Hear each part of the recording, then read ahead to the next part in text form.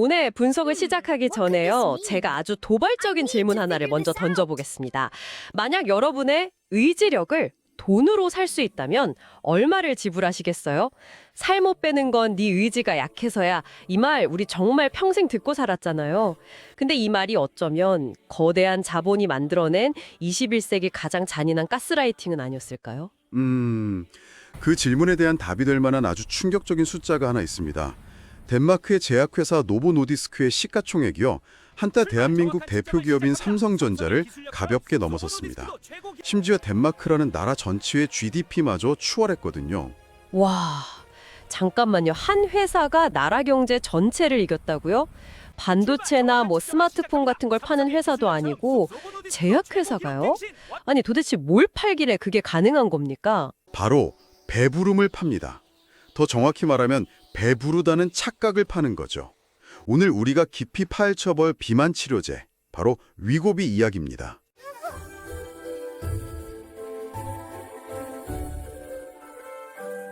배부름을 판다.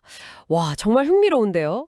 이 얇은 주사바늘 하나가 지금 대한민국 사회 전체를 흔들고 있다고 하니까요. 이건 그냥 단순한 다이어트약 이야기가 아닌 것 같습니다. 인류의 본능을 해킹한 기술이 자본주의 시장을 어떻게 뒤흔들고 있는지 오늘 제대로 한번 들여다보겠습니다. 네, 그 변화의 현장을 좀 더 생생하게 느끼기 위해서 2020년 대한민국의 풍경 속으로 한번 들어가 보시죠.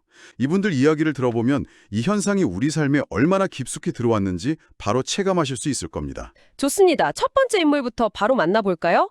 판교의 IT 기업에 다니는 34살 김대리. 연봉이 한 6,500만 원 정도 되는 평범한 직장인입니다. 그런데 이분 카드 명세서에 매달 80만 원짜리 정체불명의 할부가 찍히고 있어요. 이게 바로 위고비 값이죠. 맞습니다. 2024년에 한국에 처음 출시됐을 때 초기 공급가는 한 30만 원대였어요.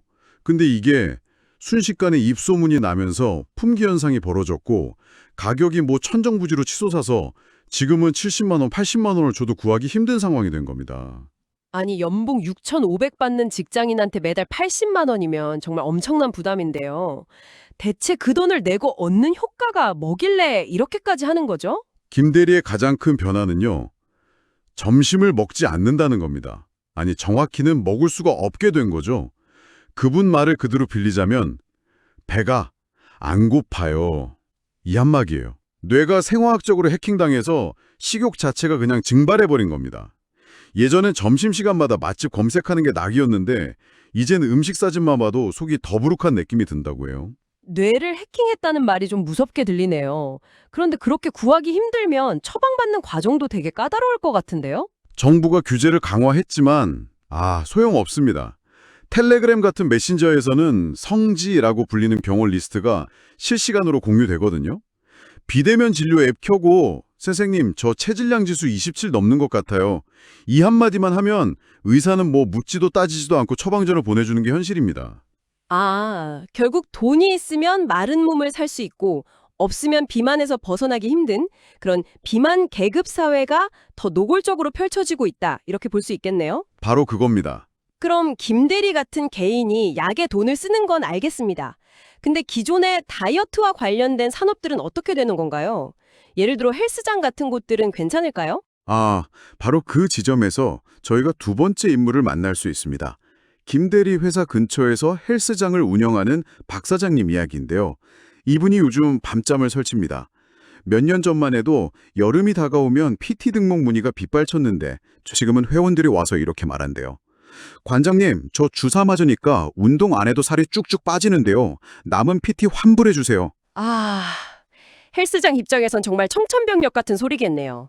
운동 없이 살을 뺄 수 있다면 굳이 땀 흘릴 이유가 없어지는 거니까요. 그렇죠.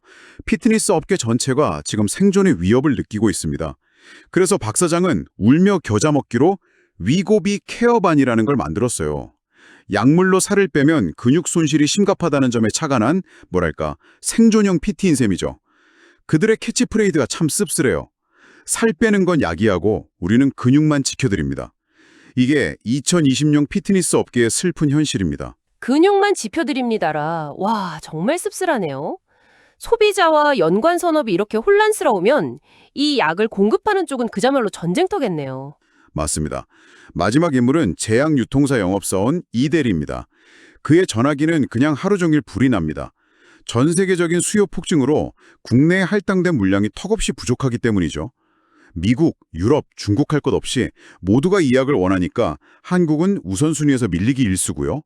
이 대리는 위고비를 액체로 된 금, 리퀴드 골드라고 부릅니다. 액체로 된 금이라 표현이 확 와닿네요. 그 정도면 비정상적인 일도 많이 벌어지겠어요. 물론입니다. 일부 병원에서는 웃돈을 질러주겠다면서 제발 물건을 먼저 달라고 읍소하는 상황까지 벌어지고 있습니다. 마약도 아닌 비만 치료제를 둘러싸고 사실상의 암시장이 형성되고 있는 거죠. 와, 한 개인의 소비 패턴, 연관 산업의 붕괴, 공급망의 대혼란까지 지금 말씀해주신 이 세 사람의 모습이 바로 위고비가 다시 그린 대한민국의 풍경이군요. 네, 그렇습니다. 이 세 사람의 이야기를 듣고 보니까 이건 그냥 약이 아니라 사회 전체로 움직이는 어떤 거대한 규칙, 무슨 코드 같다는 생각이 드네요. 이건 좀 더 체계적으로 뜯어볼 수 있을까요? 좋은 지적입니다. 위고비가 우리 경제와 사회를 어떻게 해킹하고 있는지 지금부터 7가지 핵심 코드로 분해해서 분석해 보겠습니다. 첫 번째 코드는 바로 작동 원리입니다. 뇌를 속이는 가짜 포만감이죠. 네, 바로 그 부분이 제일 궁금했습니다.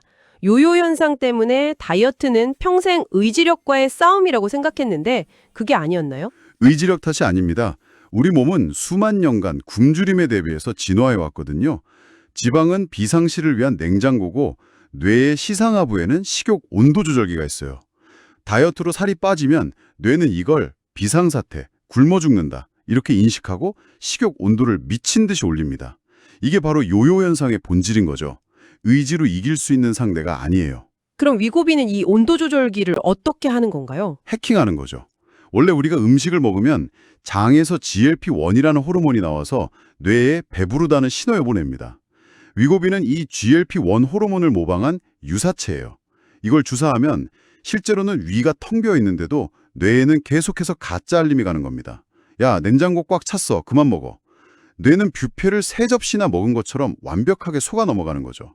그러니까 의지력으로 싸우는 게 아니라 식욕 스위치를 그냥 꺼버리는 개념입니다. 와, 그러니까 제 의지력 문제가 아니었다는 거네요. 뇌를 그냥 속여버리는 거라니 약간 배신감이 들면서도 엄청 솔깃한데요.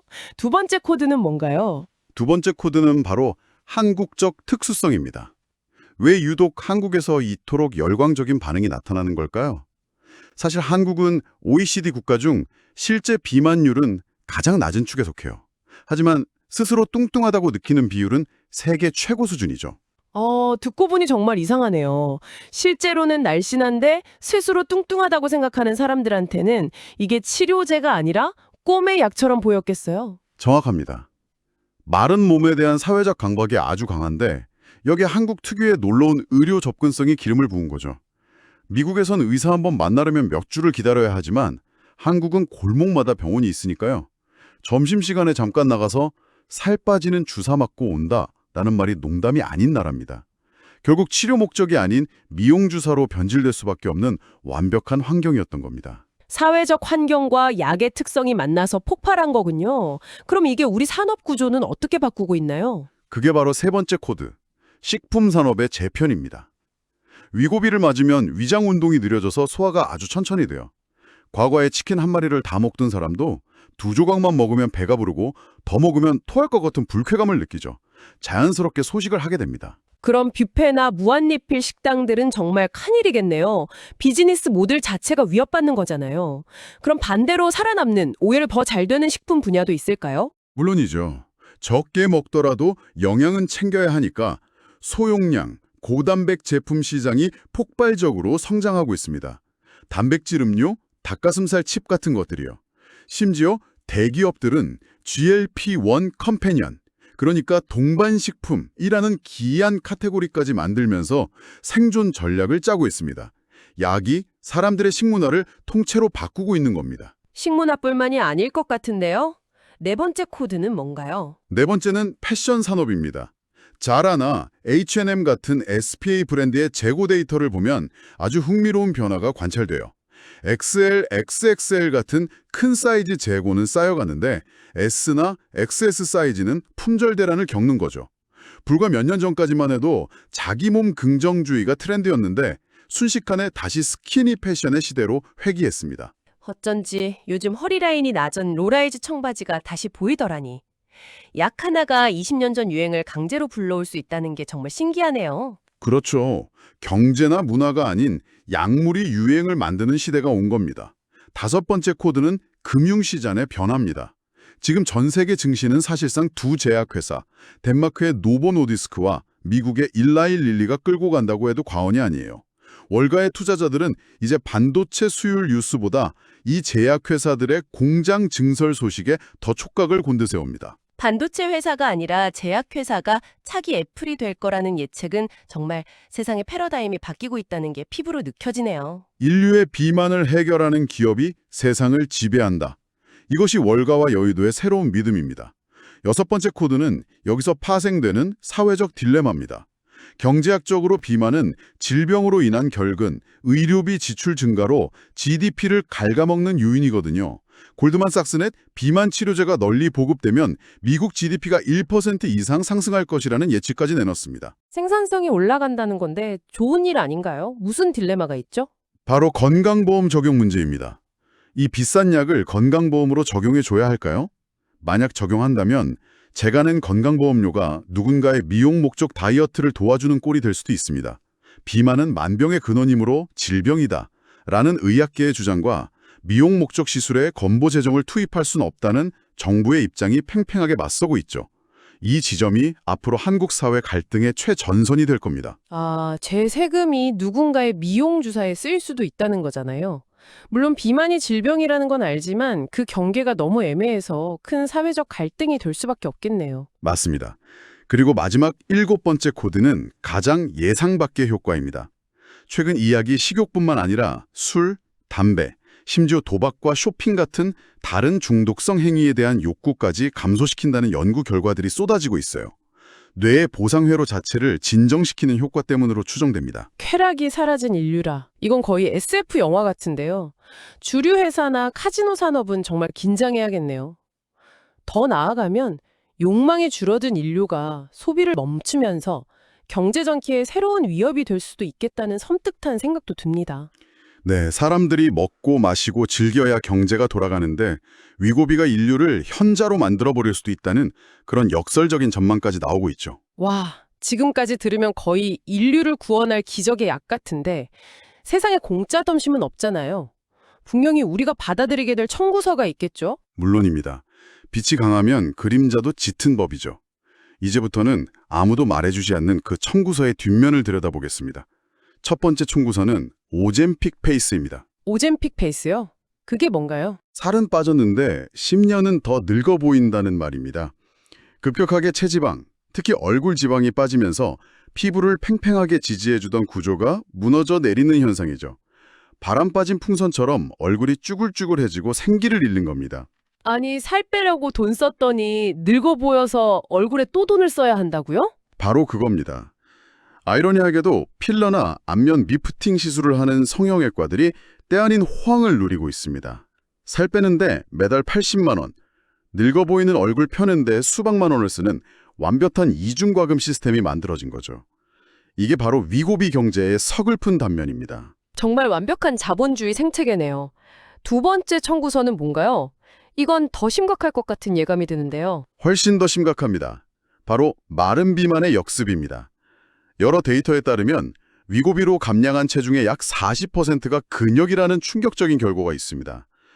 운동 없이 약으로만 살을 빼면 지방만 빠지는 게 아니라 우리 몸의 엔진인 근육까지 함께 태워버리는 겁니다. 체중의 40%가 근육이라니 그럼 몸이 완전히 망가지는 거 아닌가요? 그렇죠. 마른 비만 상태가 되는 겁니다. 체중계 숫자는 줄었지만 기초대사량은 바닥을 치고 몸은 대사 능력을 상실한 상태가 되는 거죠. 자, 이 상태에서 약을 끊으면 어떻게 될까요? 근육이 없으니 기초대사량은 최악이고 요요 현상은 그야말로 쓰나미처럼 몰려옵니다. 예전보다 훨씬 더 살찌기 쉬운 몸이 되는 거죠. 아, 결국 약을 끊는 순간 지옥이 시작되니까 평생 끊을 수 없게 된다는 거군요. 이건 넷플릭스 구독을 끊는 거랑은 차원이 다른 문제네요. 평생 고객으로 만드는 완벽한 사업 모델. 정말 소름 돋습니다. 노보 노디스크가 세계 최고의 기업이 된 진짜 이유가 바로 거기에 있습니다. 마지막 청구서는 우리의 정신에 대한 것입니다. 현재 유럽의약품청과 미국 FDA는 이 GLP-1 계열 약물이 자살 충동을 유발할 수 있는지 면밀히 모니터링하고 있습니다. 공식적인 인과관계가 밝혀진 것은 아니지만 그 가능성이 계속 제기되고 있는 거죠. 몸은 날씬해졌는데 마음은 병드는 거네요. 또 다른 문제는 묵회감증입니다. 먹는 즐거움은 인생의 정말 큰 기쁨 중 하나인데 그 즐거움이 화학적으로 거세된 상태에서 오는 우울감과 무기력증을 호소하는 사람들이 나타나고 있습니다. 단순히 배가 안 고픈 걸 넘어서 세상만사가 재미없어지는 거죠. 날씬해졌지만 정작 행복하지 않은 사람들이 늘어날 수 있다는 경고입니다. 오늘 이야기를 쭉 정리해보면 위고비는 단순한 의약품이 아니라 인류가 역사상 처음으로 본령을 자본으로 통제하기 시작한 그런 역사적인 변곡점이네요. 맞습니다. 비만 치료제 시장은 2030년까지 130조 원 규모로 성장할 것으로 예측됩니다. 반도체 시장만큼 커질 수 있다는 전망도 나오죠. 누군가는 이 거대한 흐름에 올라타 막대한 부를 쌓을 것이고 또 누군가는 평생 월급의 상당 부분을 약값으로 지불하며 살아가게 될 겁니다. 결국 이 모든 정보 앞에서 우리는 스스로에게 질문을 던져야 할 것 같습니다. 우리가 지금 이 주사바늘을 꽂으려는 이유가 정말 건강 때문입니까? 아니면 사회가 강요하는 표준화된 아름다움이라는 상품을 구매하고 있는 것입니까? 약물로 얻는 날씬함의 대가로 지불해야 할 경제적 비용과 잃어버릴지도 모르는 삶의 활력. 그 계산기는 결국 우리 각자가 직접 두드려야 합니다. 여러분의 경제적 통찰력이 체중계의 숫자보다 더 높이 올라가기를 바랍니다. 오늘 이 깊이 있는 분석이 우리 사회에 꼭 필요하다고 생각하신다면 저희 행복한 경제학 유튜브 채널의 성장을 도와주십시오. 구독과 좋아요는 저에게 정말 큰 힘이 됩니다. 그리고 이 영상을 주변에 공유해 주시는 것만으로도 대한민국 전체의 경제지능을 함께 높이는 일에 동참하시는 겁니다. 여러분의 공유 하나가 큰 변화를 만듭니다. 다음 시간에는 AI가 뺏어갈 당신의 일자리, 그리고 생존할 1%의 직업이라는 더 흥미로운 주제로 돌아오겠습니다. 감사합니다.